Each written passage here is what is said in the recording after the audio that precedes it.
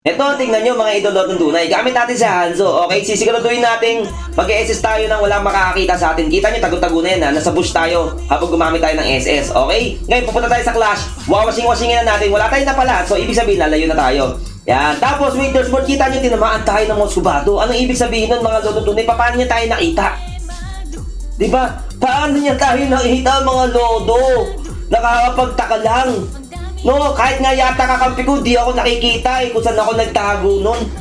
Samantalang yung Moscovado nakita ko. Tagong-tago na yun mga lodo. Grabe yung chait na ginamit dito. So kayo na bahala musga. Isa ba tong chait o pandaraya?